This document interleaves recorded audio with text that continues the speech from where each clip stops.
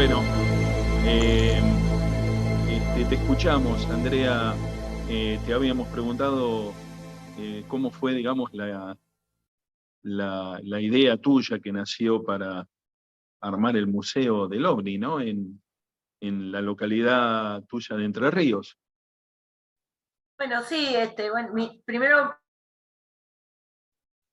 me presento para los que no me conocen, y mi nombre es Andrea Pérez Simondini, bueno, y junto a mi madre llevamos ya hace muchos años, formamos hace 30 años un equipo de investigación que se llama Visión OVNI, y que un poco como objetivo, incluso nace con ese objetivo en la localidad de Victoria, Entre Ríos. Hoy tenemos desarrollos e investigadores en muchos lados del país, y el objetivo fue un poco abordar todo lo que era no solo el registro de avistamientos por parte de las personas que hacían denuncias aquí en Victoria, en esta localidad de la provincia de Entre Ríos, en Argentina, sino abordar también profundamente a modo de peritaje con elementos que dejara el fenómeno asociados a estos eventos, indagar en la ciencia.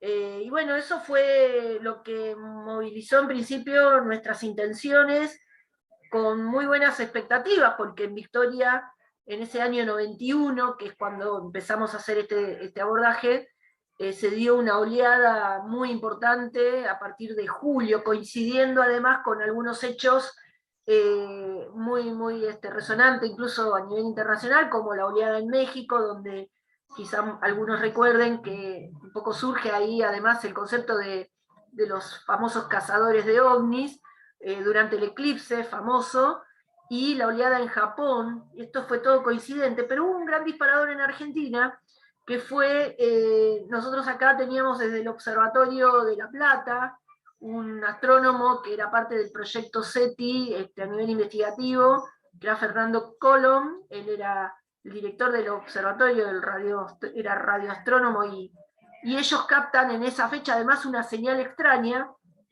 que no pudieron analizar acá porque iba directamente a Estados Unidos, y coincidió además con la oleada en Victoria. Entonces eso es como que le dio un condimento extra, y generó una casuística extraordinaria, y ahí nosotros ahondamos porque no solo la gente denunciaba ver estas luces, entornos aéreos, sino también terrestres y acuáticos, sino que estos fenómenos dejaban elementos analizables, como los famosos círculos en el terreno, cortes de luz, no solo en los establecimientos agrícolas, sino en la maquinaria, en los autos, la desaparición de grandes volúmenes de agua en los tanques australianos, que acá los llamamos unos depósitos que albergan entre 40.000 y 100.000 litros de agua para los campos, para los bebederos de los animales.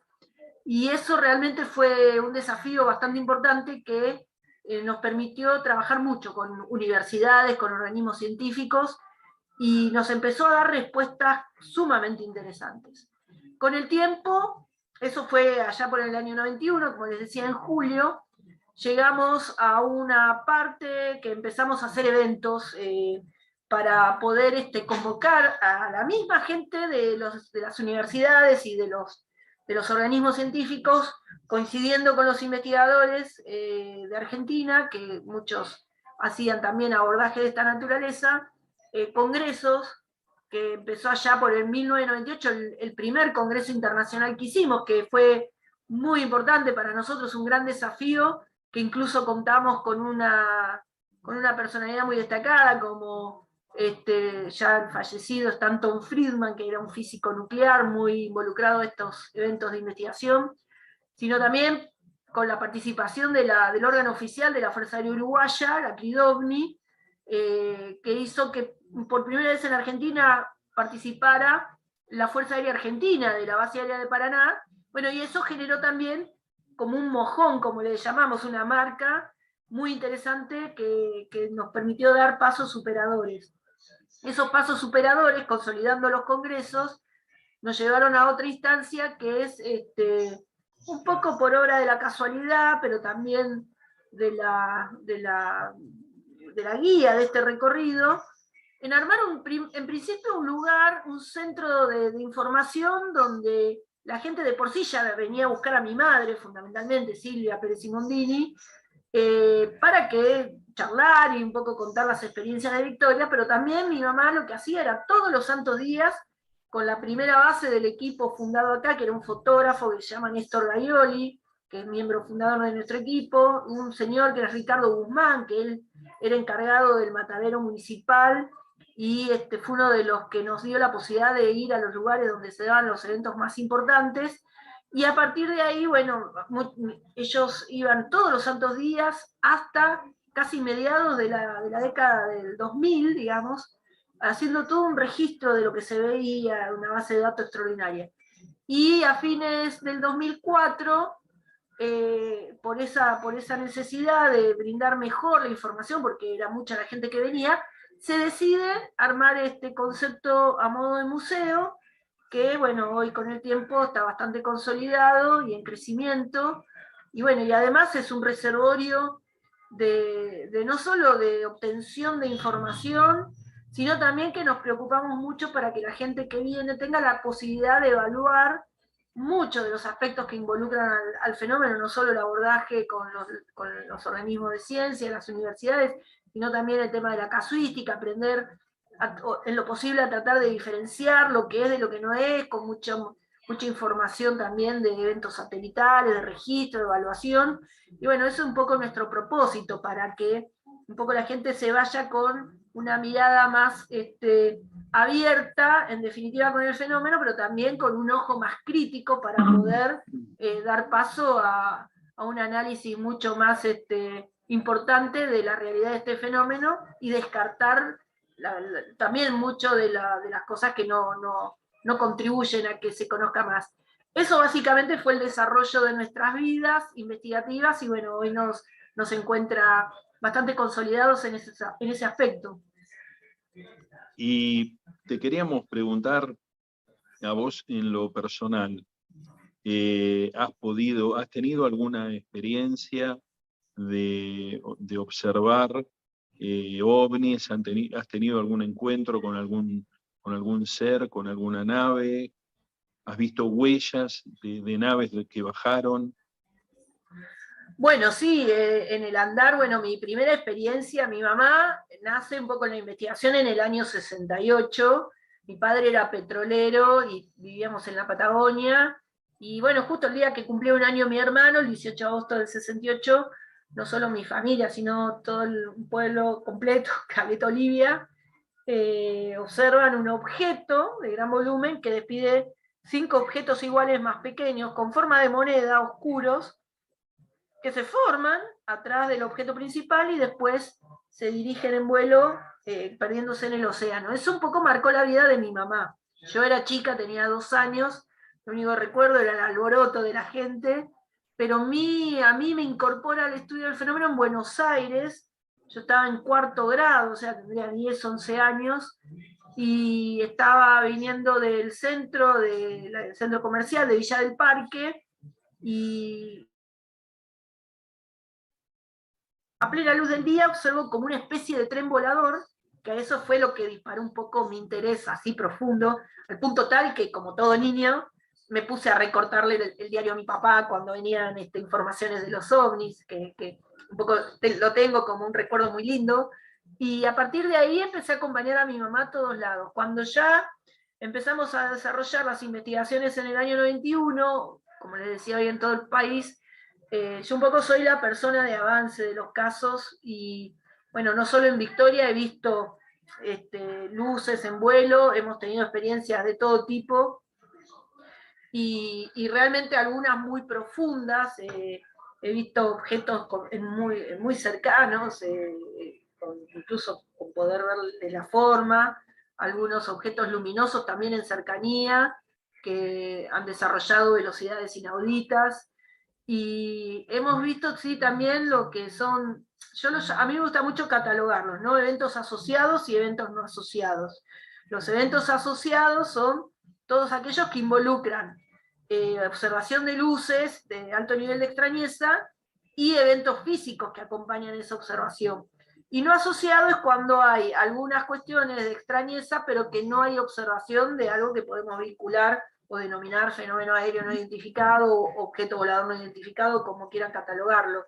en ese contexto también me ha tocado ver en fenómenos no asociados una especie de criatura que parecía el fantasma Gasparín, como le decimos, ese dibujito, donde se veía perfectamente como una especie de cabeza con una insinuación de brazos, pero sin extremidades, ni manos, ni piernas, sino que y volaba así muy pausado, entre mucha gente que estaba en el campo, e incluso interfirió. Yo tenía una cámara, y lo tuve varias veces como objetivo, y la cámara, bueno, como era una de esas cámaras viejas que tenían la fecha, la hora, que empezaba a girar loca y ¡puc! Se apagaba. Eso fue algo que vi muy en cercanía, con mucha gente.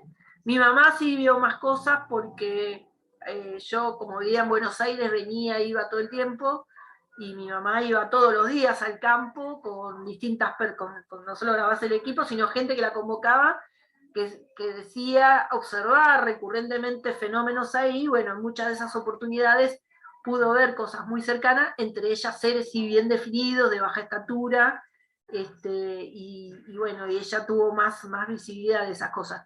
Y con respecto a huellas, sí, cantidades, no solo huellas, sino mutilación de ganado. Nos dedicamos a hacer peritaje puntualmente, así que he estado en contacto con esos eventos, y hemos avanzado muchísimo en las investigaciones y en las devoluciones de lo que esos elementos arrojan, que es muy interesante porque después, haciendo comparaciones con trabajos en otras partes del mundo, con investigadores que hacen un abordaje similar, las variables son las mismas que intervienen, y las definiciones y las conclusiones también, y eso también abrió una mirada más elevada y más profunda para seguir trabajando sobre esos hechos físicos que hoy tienen relevancia, ¿no? Y te quería preguntar, yo te voy a decir dos casos muy puntuales y relevantes para que vos nos des tu opinión, y después libremente podés continuar con algún otro caso, puede ser reciente o no, que a vos te parezca, pero nos suscitó al grupo el caso de una familia que fue aparentemente abducida, la familia Gil. Creo que fue un caso muy resonante, y el otro caso también muy curioso es, ya que tenemos la suerte de estar con los hermanos chilenos que también están compartiendo este Zoom, el caso del rally, en donde un auto piloteado por piloto y copiloto chileno, si no me equivoco, vos me vas a corregir, aparentemente fue abducido directamente el automóvil y apareció más adelante.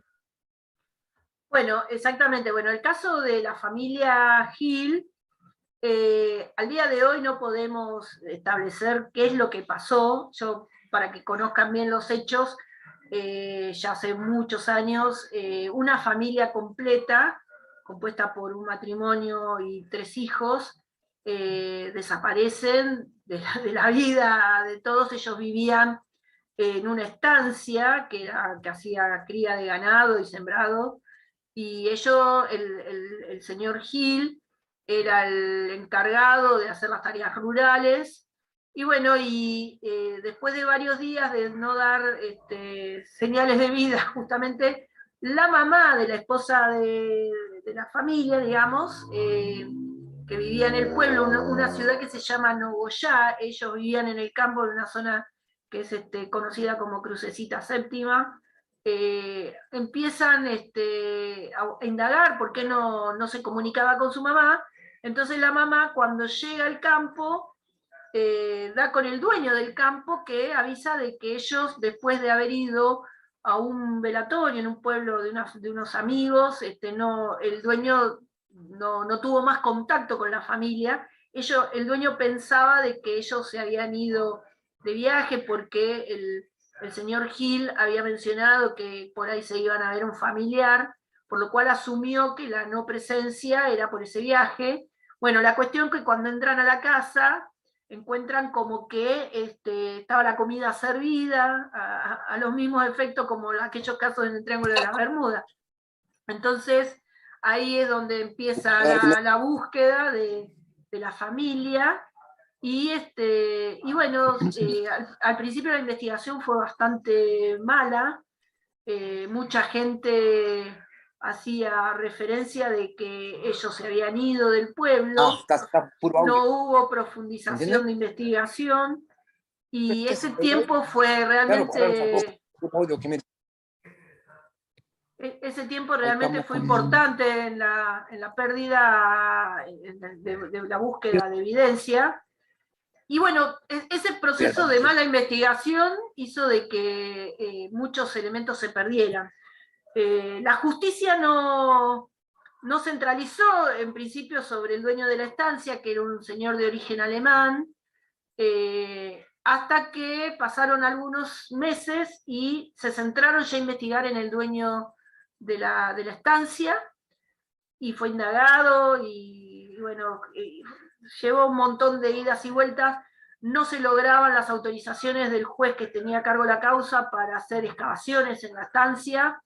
Bueno, y eso tuvo muchos idas y vueltas, sin avances, sin ningún tipo de pericias a fondo, hasta que pasa algo que cambia un poco la historia, que muere en un accidente automovilístico el dueño de la estancia, y a partir de ahí la familia, los hijos, sobre todo del dueño, junto con la familia de la esposa del señor Gil, empiezan como a querer ahondar, se cambia el juez, cambia la causa de juez, empieza a haber toda una situación más profunda de investigación, pero por esto habían pasado ya varios años.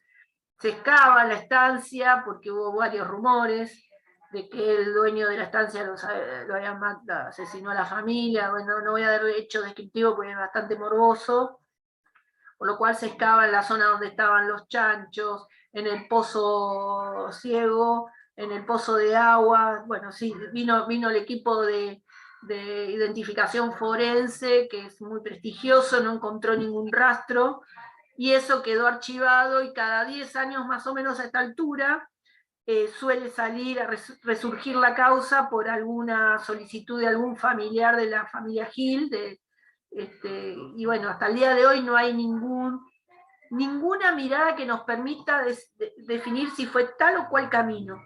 ¿Por qué se involucra el tema de la abducción? Bueno, eso, en el momento de la desaparición de la familia, nosotros estamos de Victoria a Nogoyá más o menos unos 38 kilómetros, y de Crucecita Séptima, donde fue el evento, unos 45. Y uno de las cosas que asocian a la extrañeza con nuestros fenómenos, nuestros estudios, es que en el campo vecino del dueño de la estancia, al mismo tiempo, prácticamente sobre la misma fecha de la desaparición, hubo casos de 8 animales mutilados, y mi mamá con el equipo en ese momento fue convocada por el dueño de la estancia vecina para ver de qué se trataba, porque aseguraban haber visto luces en torno a aparición de esos animales mutilados.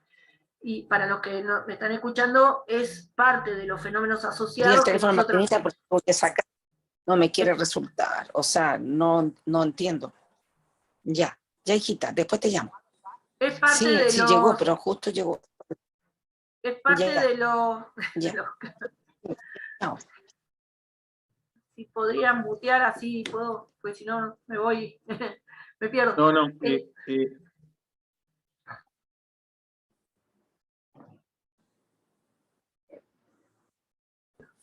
Ahí está, yo me ahí están todos muteados. Ok, bueno, fue por esa causa que nos convocaron, y bueno, quedó relacionado de alguna manera con una cuestión vinculada al misterio.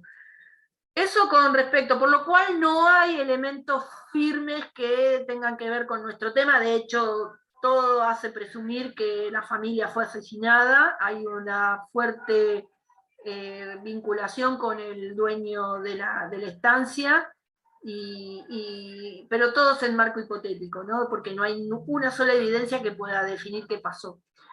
Y con respecto al caso del rally de la Vuelta a América del Sur, sí, esto realmente fue uno de los casos más emblemáticos que se dio en nuestro país, con muchos elementos.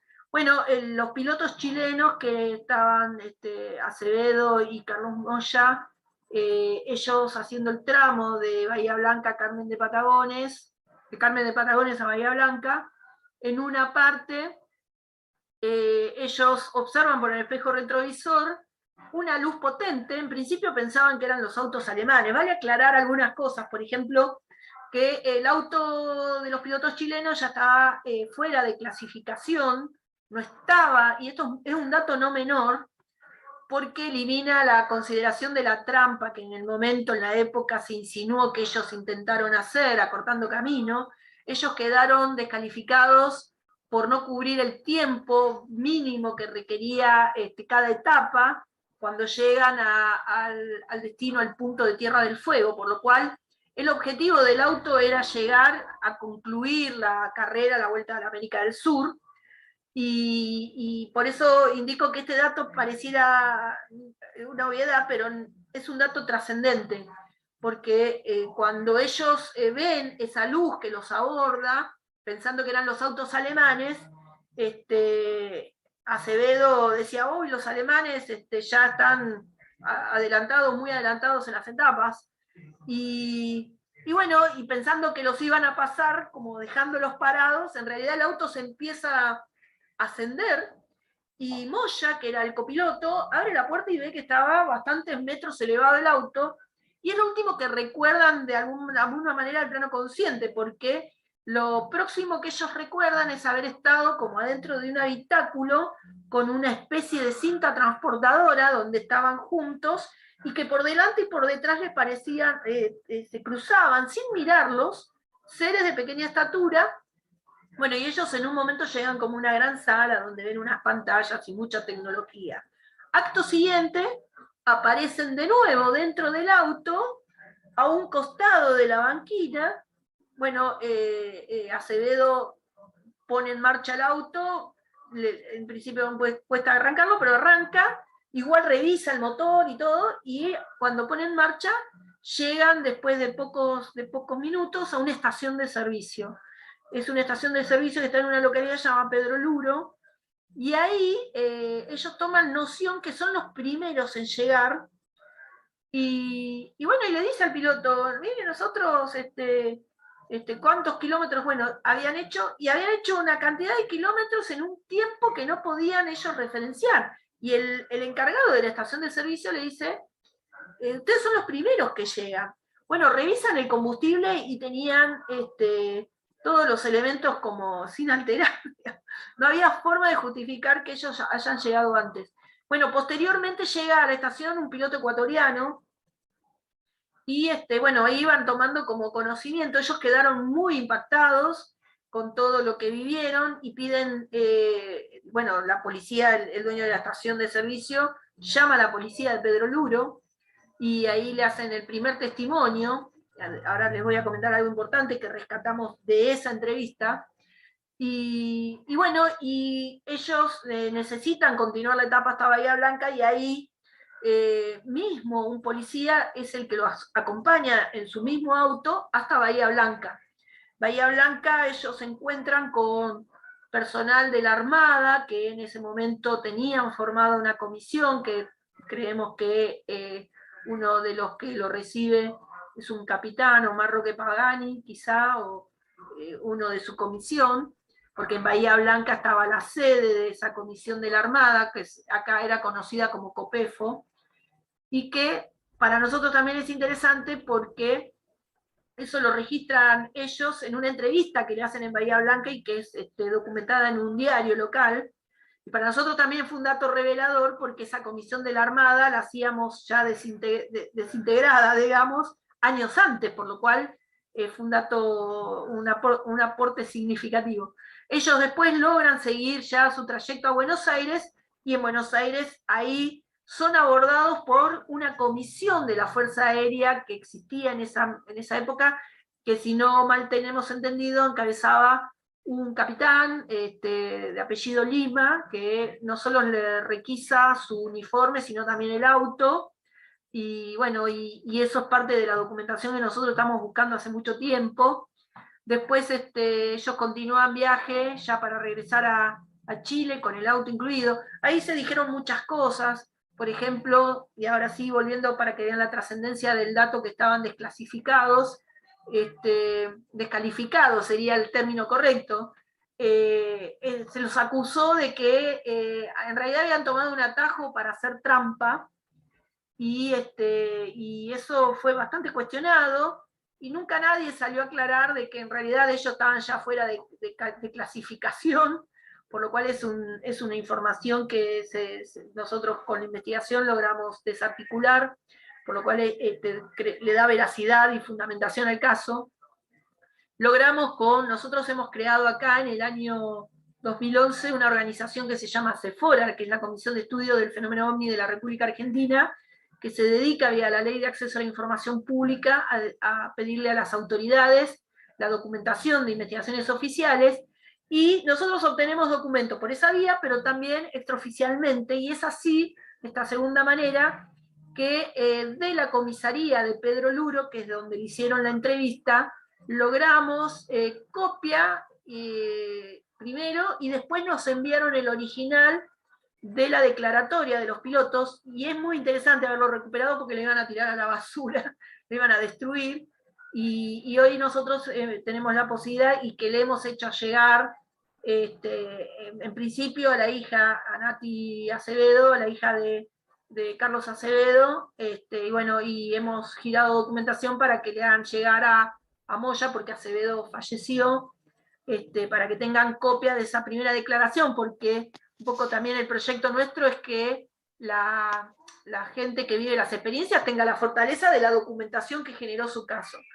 Y ese caso, para mí, en términos personales, termina y se convierte en uno de los más interesantes y emblemáticos de la casuística de la década de los 70, que fue muy rica en Argentina, y es coincidente con una cantidad de denuncias que se vivieron a la par de lo que vivieron los pilotos del rally chileno, ¿no? Así que ese caso sí creo que lo podemos declarar como un caso vinculado al fenómeno OVNI. Te quería hacer una consulta más. Quería preguntarte tu opinión sobre el tema de... Estoy tratando de reactivar el sonido para algunos participantes. Si me das un momento, pero mientras tanto quisiera preguntarte cuál es la opinión que vos tenés sobre por qué se dan este tipo de cosas, ¿no? de abducciones, de apariciones. Ahora sabemos de que están habiendo muchas apariciones también de ovnis. ¿Qué imaginás vos? ¿De qué se trata? Bueno, en principio el tema de las abducciones es importante documentar a fondo los casos, porque en mi visión es uno de los casos de las aristas más complejas de la investigación. Nosotros en lo que son definiciones denuncias de abducciones, creo que en principio hay que separar todo lo que involucra el concepto de abducción. Las abducciones, este caso que vimos de los pilotos chilenos, claramente se puede calificar como una abducción, también una traslación en el tiempo, un missing time, han vivido todo, pero claramente hay una abducción. Ellos afirman haber sido llevados adentro de una nave, y bueno, ya han visto los seres, que incluso tienen la capacidad de haber hecho la descripción de los mismos. También está el concepto de las visitas de dormitorio, que son parte de lo que hoy llaman más la atención en muchas personas.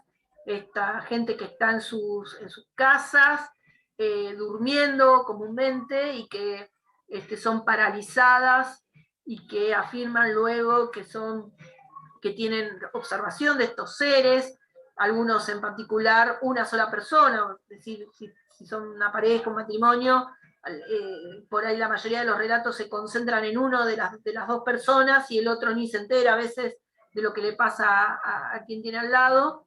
Y en este sentido, en ese tipo de casos hay que indagar profundamente, porque también hay muchos diagnósticos que tienen que ver con trastornos del sueño, parálisis del sueño conocidas, que tienen también abordajes muy similares, y que generan a veces descripciones de hechos extraordinarios al modo de lo que estamos acostumbrados a los relatos de abducciones. Hay diagnósticos que son bastante severos, no creo que esto pueda quedar en manos de un ufólogo, por eso creo que la primera vista que hay que hacer en el abordaje de estos casos es médico, más allá de que lo que viva la gente sea verdad o no, porque hay algo que sí interviene en todos los casos, que es la mente, y nosotros creo que hay que ser muy prudente porque hay un abordaje médico fundamentalmente, y no es bueno que desde cuestiones no médicas se aborden estas personas, porque se han producido, y eso realmente sucede, que hay gente que le han alterado la vida en forma contundente por no tener las capacidades profesionales y médicas de abordar casos como de esta naturaleza. Lo digo porque además, en los tiempos que vivimos, incluso, hay gente que aún siendo profesional, indagando este tipo de casos, tiene denuncias, incluso en la justicia, por incitación a distintas circunstancias que se utilizan como herramientas de estudio de estos abordajes. Por ejemplo, desde el estudio de la conciencia es muy estudiado el concepto de abducción o visita de dormitorio, y bueno, y se hace Perdón, yo restablecí el audio, David. Ahí lo inhibió. Sí, porque reinicié el audio. Vamos a dejar que vos termines con el tema, de desarrollar el tema, y después vamos a tratar de darle la palabra a preguntas a los interesados por preguntar. Bueno, cómo no. Ya me perdí por dónde. No, sí. Muchas veces son abordados desde el estudio de la conciencia, con prácticas como por ejemplo estudios sobre las culturas originarias, con distintos estímulos externos para ver qué aflora, digamos, porque no todos lo estudian desde la hipótesis extraterrestre, el concepto, por ejemplo, de la abducción, y eso también hace de que muchas veces sea por ahí hasta cuestionado cuando no tenés un título que te habilite para hacerlo, un título ya sea desde el campo de la psicología, la psiquiatría o médico en el abordaje de estos casos. Yo creo que hay que ser muy prudentes sobre esas cuestiones y que la primera instancia es médica. Después sí, los ufólogos, quienes investigamos estos fenómenos, pueden hacer un abordaje de esos mismos casos en todo lo que involucran estos conceptos asociados, evidencia física, otros testigos, y entre un conjunto, y acá es la mejor clara muestra de que hay una necesidad de estudio de estos eventos multidisciplinarios, ¿no? Porque una cosa que es importante también trabajar es que el ufólogo no se convierta en un sabelotodo de todos los campos, porque eso imposibilita avanzar en forma clara y más contundente en el estudio del fenómeno ovni, y esto es un buen ejemplo. Creo que ahí radica el tema, y cuando uno puede hacer el abordaje multidisciplinario, pueden asomar casos de abducciones que realmente son contundentes y que nos puede dar información que puede ser reveladora, ¿no? Bien, Oscar, ¿vos me escuchás bien ahora? Creo que hay alguna persona que no me escucha. No sé vos, David, ¿me escuchás bien? ¿Sí? ¿Vos, David, querés hacer alguna pregunta? ¿Querés ir avanzando y querés hacer algún tipo de pregunta? No, estaba escuchando simplemente. Lo que pasa es que en la otra laptop que tengo acá se produjo un problema. Pero Estamos todos complicados. Sí. Tenía que solucionar el problema en la laptop, pero yo estoy escuchándolos bien. Solamente he quitado el audio para no estorbar. Bueno, bienvenido a los hermanos de Perú también. Gracias, Jorge, muchas gracias. Bienvenido. Y vos, Pablina, ¿querés hacer alguna consulta? No sé si me estará escuchando Pablina. ¿Me escucha? Hola, ¿Cómo estás? ¿me escucha?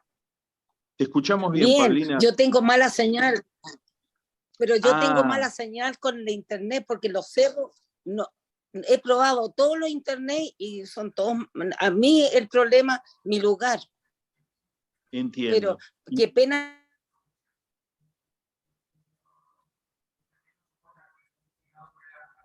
Bueno, quería contarte de que Paulina está en una zona que David, un poco vos la conocés, es una zona donde hay mucha actividad ovni en tu país,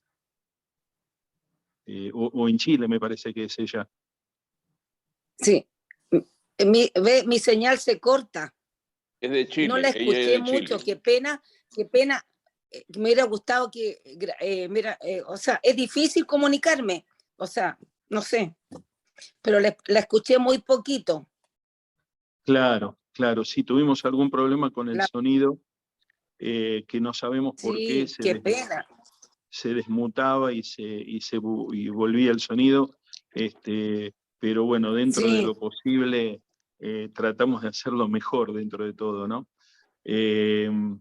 sí, ¿Querías hacer alguna pregunta vos, Paulina, puntualmente? la verdad que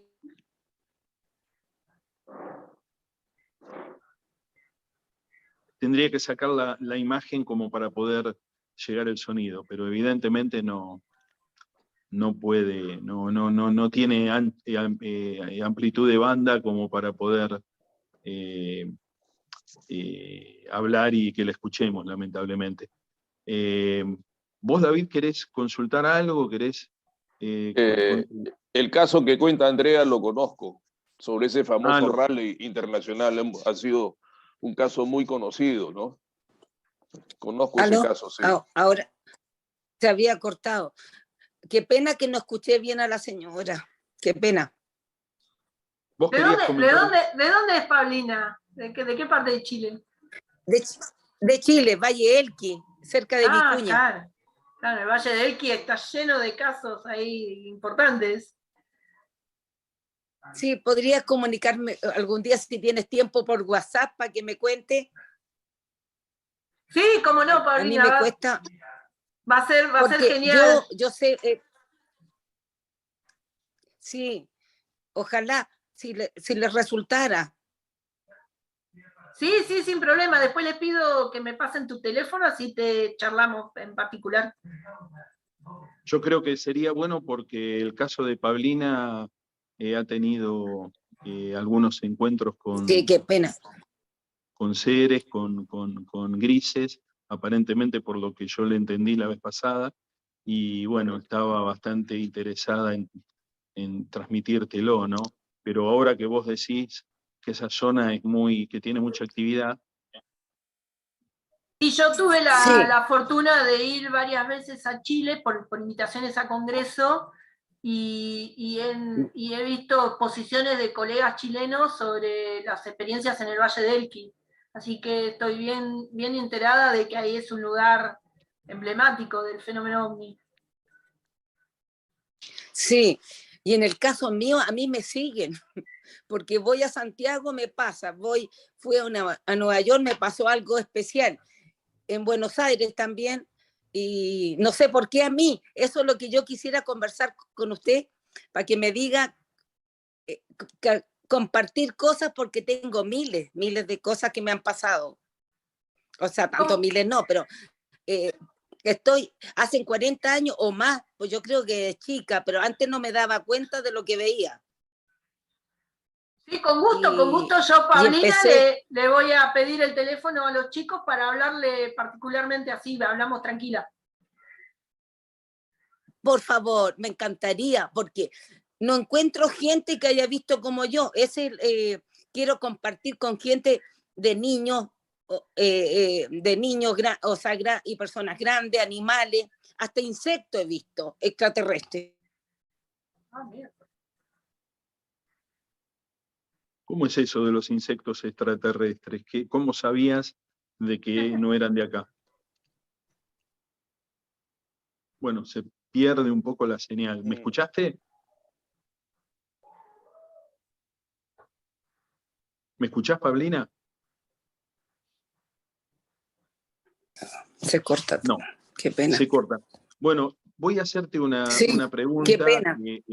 Andrea, sobre el tema de qué es lo que opinás vos de estos seres, de por qué vienen al planeta, ¿cuál es tu opinión, digamos? Bueno, a ver, Bueno, primero... la verdad que no entiendo mucho, pero según un ufólogo de acá, Hernán Anfru, me dijo que eran como los hermanos mayores que venían a protegernos, que la mayoría eran buenos y que los negros eran malos.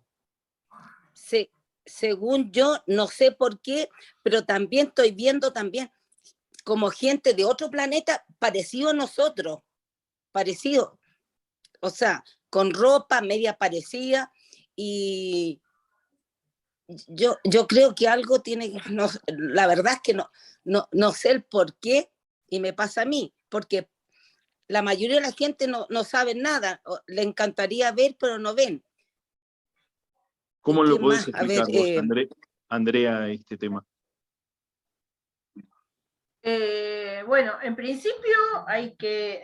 Yo lo que quiero exponerles es en términos investigativos, no lo que yo creo del fenómeno. En términos investigativos, no hay nada todavía que nos indique que estos seres existen. Justamente estamos buscando evidencia para eso, porque si ya tuviéramos una probatoria de eso, digamos, tendríamos varios problemas resueltos con la investigación. Sí, en base a lo que denuncian los testigos, donde hay un abordaje a fondo sobre los elementos que incorporan al caso, entendemos que en principio podemos definir que el fenómeno OVNI es inteligente, es real, y que además tiene mucho tiempo interactuando con nosotros, digamos, porque si vamos hacia atrás y empezamos a evaluar hoy, bueno, partimos de la base que hoy hay reconocimiento institucional de que, por ejemplo, por lo menos ahí hay un fenómeno aéreo no identificado, que nos abre ya una pequeña puerta a nivel institucional y gubernamental en muchos países, que incluye a nuestro, digamos, Argentina, Chile. Chile tiene la comisión, que lamentablemente la han degradado de comisión a sección, digamos.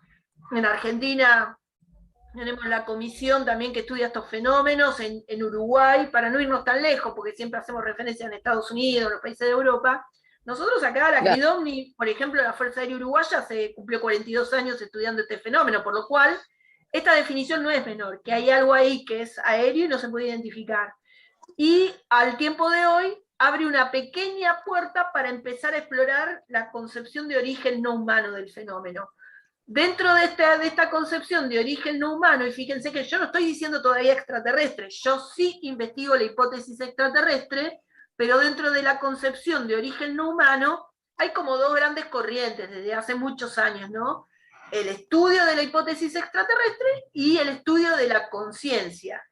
Esos dos campos son los que involucran el abordaje del tema. En la hipótesis extraterrestre claramente es proponer como objeto de estudio que fuera de nuestro planeta, sea en nuestro sistema solar o en otro, existe vida con más desarrollo o menos desarrollo, pero que algunos de ellos han tenido la capacidad de venir e interceder o interferir, o como quieran llamarlo, con nuestras distintas civilizaciones, incluso en el tiempo. Y la de origen de la conciencia, en realidad no estudia a los extraterrestres como tales, sino un desarrollo que hace el cerebro a partir de un montón de situaciones que generan disparadores, que pone a los fenómenos paranormales, desde fantasmas, gnomos y lo que describimos como extraterrestres, en una sola instancia, al punto que crea un mundo que algunos lo llaman la teoría de la distorsión, como Caravaca, o como el doctor Berlanda acá en Argentina, que intenta darle un nombre, pero que básicamente es un mundo que recrea la posibilidad hasta de pasar de un plano subjetivo al plano objetivo, a la instancia hasta dejar evidencia física. Es bastante complejo, a mí me resulta más fácil explicar todavía que vienen seres de otro planeta o de otros sistemas a visitarnos y a dejar evidencia física. Pero también hay un abordaje médico de esa teoría de la conciencia que habla de que el cerebro genera campos similares al universo, si se quiere, con estímulos a través de químicos y que producen estados alterados de conciencia y que produce a la gente recrear este tipo de imágenes que algunos llaman fantasmas y otros describen como extraterrestres y recrean como situaciones de abducciones, etc. Estos son los dos planos.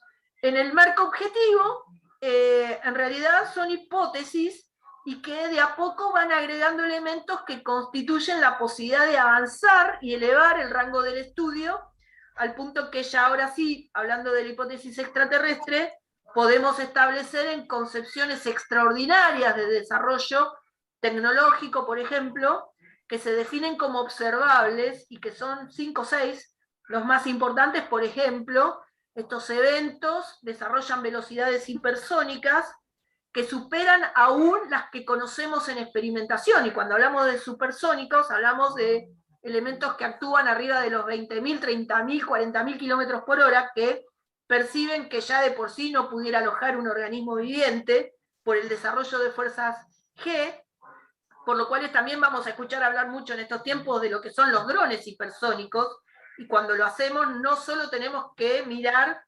un desarrollo terrestre, sino también de lo que no fuera terrestre, justamente por estas categorías tecnológicas. Otro de los observables es el vuelo antigravedad que desarrollan estos fenómenos, venir a esas extraordinarias velocidades, pararse a punto cero y cambiar abruptamente de dirección, rompiendo todo tipo de regla física. Otro de los observables, y que se convierte en uno de los más trascendentes, el vuelo transmedio, que es la capacidad que tiene el fenómeno de volar en nuestra atmósfera, salirse de ella, reingresar y meterse en el agua. En Argentina tenemos casos para hacer dulce de leche, como decimos. De hecho, yo les hablaba hace un ratito que la Armada Argentina tuvo una comisión que fue creada en 1962 en Bahía Blanca por la Base General Belgrano, por la cantidad de denuncias, de registros, no solo de ecos en el radar, sino de eventos que salían y entraban de la atmósfera, pero se metían en el agua, en el océano, y que acá eran muy estudiados como concepto de OSNIs, además, objetos submarinos no identificados, y que han dejado cantidad de documentación, algunos de ellos recientemente desclasificados en la CIA ante toda la apertura de Estados Unidos. Y también otro de los observables es la capacidad aerodinámica que tienen estos eventos y de propulsión, que no recrea ninguno conocido en forma convencional. Otro de los observables que se integran es la incidencia biológica de estos eventos al punto de generar situaciones físicas y psicológicas.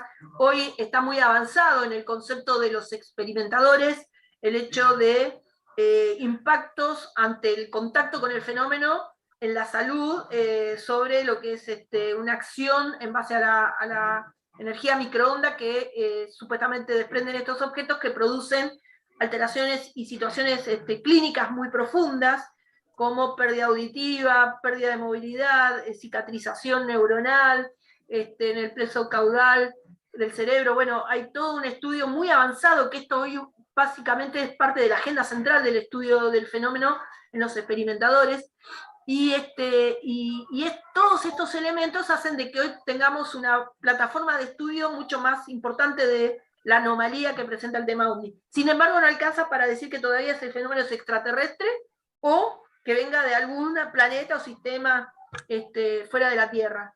Pero sí se ha dado un gran salto. Imagínense que hoy ha llegado que muchos países en el mundo investiguen estos fenómenos oficialmente y nosotros ya tenemos registro de los mismos eventos con las capacidades extraordinarias que acabo de describir desde décadas como los 50, los 40, para no ir ni siquiera tan más atrás. Entonces, claramente eso para mí fortalece la definición de que ahí pudiera haber algo fuera de nuestra Tierra con inteligencia que ha logrado vencer quizá hasta la pregunta más compleja a vencer, que es cómo se desarrollan o cómo se trasladarían en grandes distancias siderales, que es la pregunta que la ciencia hoy no puede todavía contestar, para dar pie a la posibilidad de que civilizaciones de otros sistemas solares, por ejemplo, vengan a nuestro planeta. Creo que estamos en un momento muy rico del estudio del fenómeno, porque cada vez nos da la posibilidad de contestar preguntas más complejas, pero todavía no llegamos a la posibilidad de definir si hay vida extraterrestre. Andrea, un tema, en primer lugar, quería recordarles a todos que ya llevamos una hora de este Zoom, que estamos eternamente agradecidos por tu tiempo y por toda tu experiencia y tus conocimientos. Y te quería preguntar, por último, el caso tan resonante que tuvimos en La Pampa, de una señora de nombre Inés, que aparentemente fue abducida, y bueno, no se tiene realmente mucho conocimiento del tema. Yo traté de acceder a un investigador en La Pampa, pero no quiso darme mucha explicación sobre el tema. ¿Vos sabés algo de ese tema? Bueno, el caso es de Irma, sí. Irma. Exacto. Bueno, eso apareció en la prensa, y es muy bueno que toquemos esto como caso testigo de análisis, porque en realidad la señora nunca, ahora sí, pero en aquel entonces, cuando fue el caso, para que la gente sepa, aparece en las noticias una señora que en un lugar de La Pampa, que es una de las provincias más emblemáticas con el fenómeno además, cerca de General Pico, dice haber sido, desapareció de su casa y apareció en un lugar casi a 60 y pico de kilómetros. En menos de una noche, digamos. Estuvo como desaparecida 24 horas según la noticia. Es muy importante, pero muy importante en la investigación, explorar las fuentes y no quedarse con las noticias periodísticas, porque comúnmente están bastante alejadas de la realidad. Ahí intervino la policía, que fue la que encontró a la señora en esta localidad vecina, y fue hospitalizada primero en un hospital local y después en un hospital regional, donde le hicieron múltiples estudios. La denuncia de su desaparición no la hace el marido, su pareja, sino la hace la hija. Y todos estos elementos se los estoy contando, producto de lo que ya aporta la Fiscalía, y lo que la policía indica es que cuando fue revisada, en realidad, la noticia contaba que ella tenía alguna serie de heridas, después eso fue negado, y los estudios que le hicieron dieron absolutamente normales, y después en una nota televisiva que de un canal abierto acá de Argentina, ella mostró como una especie de pelada en el cuero cabelludo. Estos son todos los elementos que componen el caso. En su declaración, la señora lo único que habla respecto a relacionado a una luz es que cuando sale de su casa, en el campo, ella es como que pierde el sentido, ya en la parte de afuera de la casa, y en un momento dice que vio como si se hiciera como una gran iluminación. Es todo lo que dijo. En realidad, el concepto de abducción lo ponen algunos investigadores, que no vale la pena tampoco mencionar el nombre porque no es el objetivo de esto, sino evaluar un poco los desarrollos de los elementos del caso.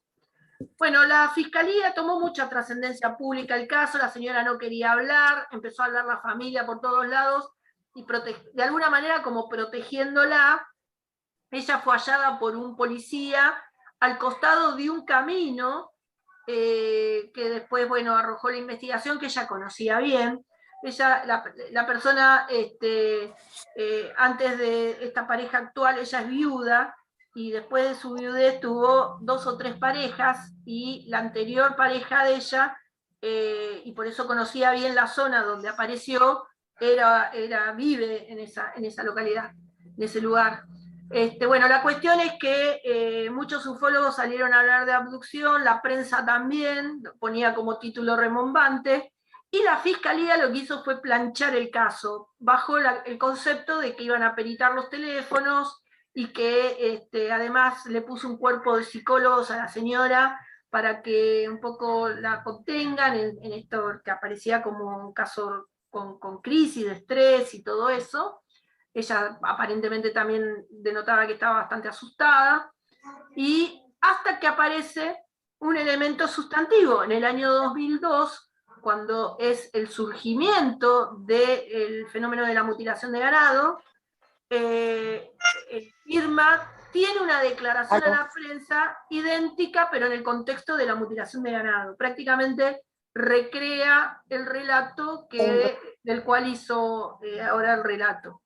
Bueno, a partir de esa aparición, de esta declaración de varios años antes, la policía y la fiscalía dejó de dar información a la prensa y el caso quedó planchado. Renace hace pocas semanas, 2 semanas atrás, porque Irma, y acá también me parece que es para destacar este hecho, un periodista de Bahía Blanca, de una radio, la llama y surge entre bambalinas que ella andaba diciendo que había quedado embarazada, y acá sí agrega el tema de que por estos extraterrestres.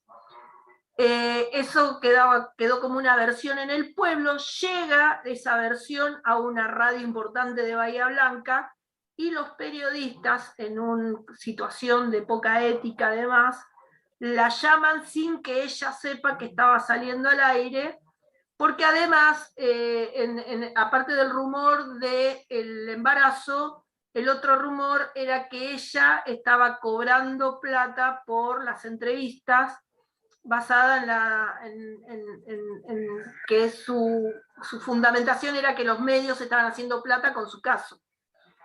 Entonces estos periodistas la llaman, no le avisan que estaba saliendo al aire y empiezan a tener una conversación. Bueno, mirá, queremos hacerte una entrevista para que nos cuenten y qué sé yo, nos enteramos de esto y sabemos que vos estás cobrando, bueno. Y la señora le habla así, que bueno, que creía que estaba embarazada y que bueno, que quería que ellos hacían plata con ella, por lo cual quería cobrar unos pesos y qué sé yo, bueno, y salió todo eso. Y después, mientras la entrevistaban, realmente la señora fue objeto de burlas espantosas. Más allá de que, y acá sí adelanto mi opinión, el caso, nosotros hablábamos con la policía y las fiscalías y tenemos conclusión de que fue una situación muy personal, que nada involucró el fenómeno OVNI, ni las extraterrestres, ni la abducción, y que, bueno, no viene al caso detallar de qué se trató. Claro. Sí creo que hay que hacer una vista a 2 cosas que nos deja el caso. Una es que los ufólogos tenemos, y yo me involucro también correctamente, tenemos la virtud de ensuciar los casos y poniendo elementos que los testigos no denuncian en principio, como fue el caso de la primera parte. Y 2, muchos medios de comunicación que usan estas y que cada vez es más corrientes. Hoy realmente los testigos son grabados y expuestos sin su consentimiento, y creo que es un buen ejemplo de lo que no hay que hacer, ¿no? en estos casos. Básicamente, Jorge, el caso no tuvo nada que ver, es una historia humana de las que estamos acostumbrados, y bueno, y lamentablemente esto perjudica mucho al trabajo en el tema, porque hoy, conocidos los hechos y expuestos, fue un hazme reír el caso y la señora, ¿no? Claro, claro. Bueno, yo, si hay alguno de los participantes que quiera puntualmente hacer alguna consulta, desde ya te adelanto que voy a pasarte el teléfono de la señora Paulina, como para que vos algún día con tiempo que la puedas llamar y ella te cuente su experiencia personal, lo vas a poder conversar con ella, seguramente vas a poder sacar algún material, y no sé si habrá algún participante que quiera levantar la mano para hacer alguna consulta.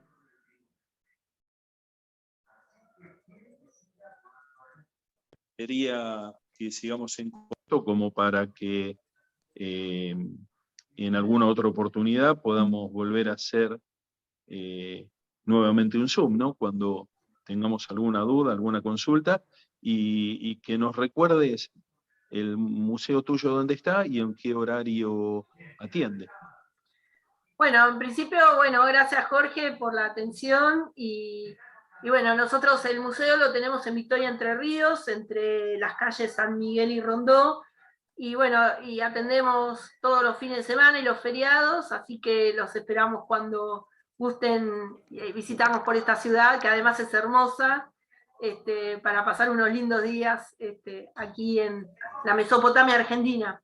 Así que bueno, muchas gracias, a disposición cuando lo requieran, y bueno, muchas gracias por dejar contar nuestras experiencias.